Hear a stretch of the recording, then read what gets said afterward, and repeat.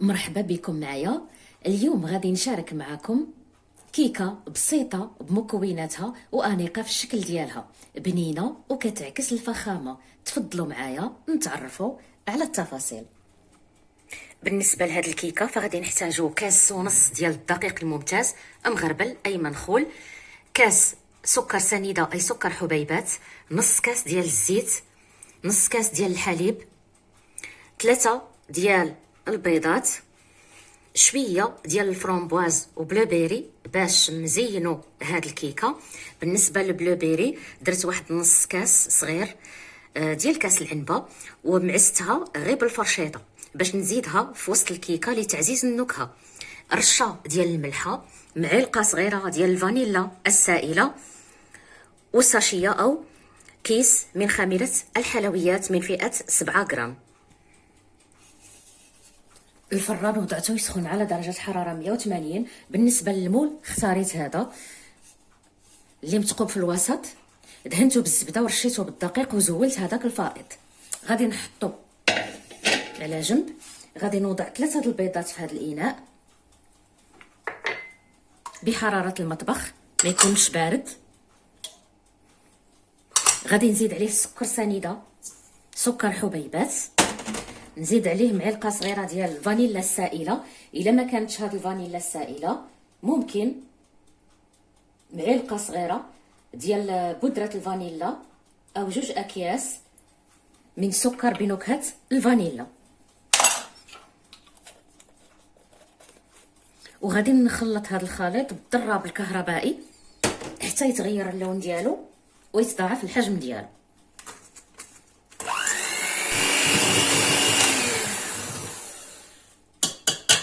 صافي كما كتلاحظوا تغير اللون ديالو وطلع شويه. الان غادي نزيد هذاك الزيت بالتدريج شويه بشويه وانا كنخلط.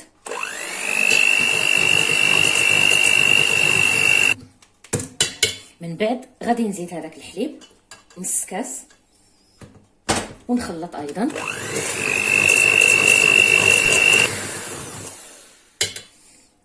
بالنسبه لفاكهه بلوبيري اختياريه، الا بغيتو تضيفوها هو هذاك، ما بغيتوش بلاش. انا زدتها باش تعطينا النكهه ديال الفاكهه، غير واحد شويه ماشي بزاف.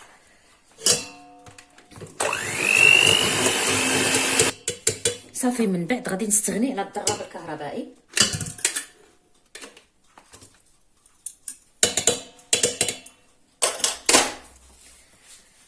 الان غادي نزيد الدقيق، غربلته ولكن نولي نغربلو مره اخرى. الكاس الاول نزيد معاه خميره ديال الحلويات ومعاها واحد الرشه ديال الملحه،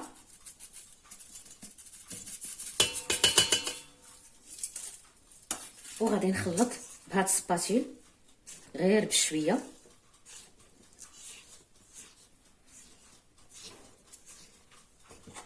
ونزيد كذلك عاود نص كاس تاع الدقيق اللي بقى نغربلو ايضا.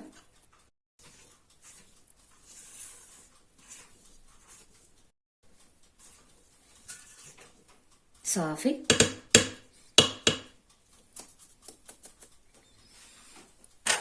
الان غادي نوضعو في داك المول.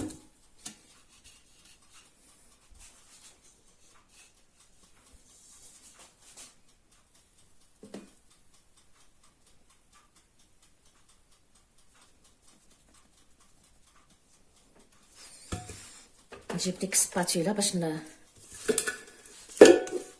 نمسحو مزيان، ما نخليش فيه هاد السائل ديال الكيكه.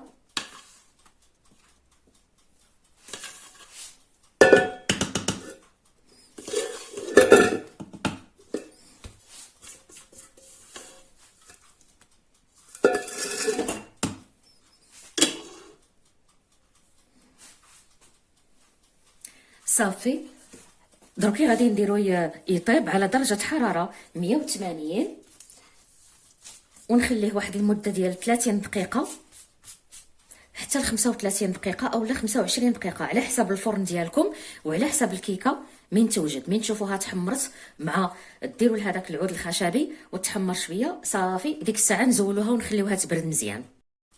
صافي وبقاو معايا حتى نمروا لعمليه التزيين.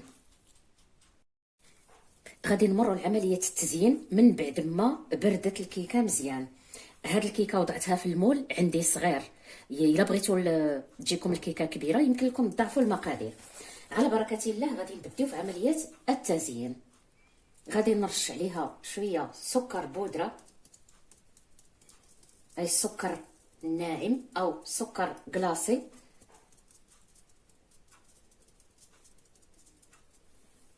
ما نعمروهاش بزاف بالسكر. من بعد غادي نجيب واحد الورقه ديال النعناع، نوضع فيها هاد التوت الازرق، وقدامها التوت الاحمر، فرومبواز،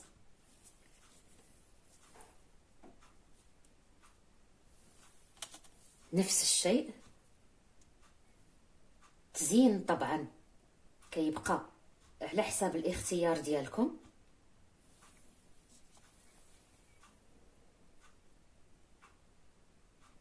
انا اقترحت هاد التزيين، نعطيوها الخاطر شويه.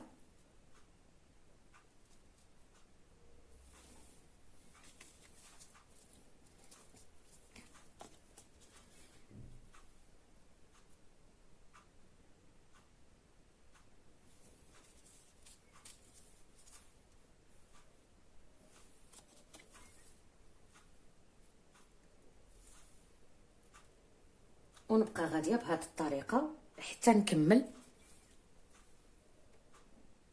عمليه التزيين. من بعد ما كملت هاد لي فروي غادي نرشهم بالقليل قليل جدا من السكر كلاصي.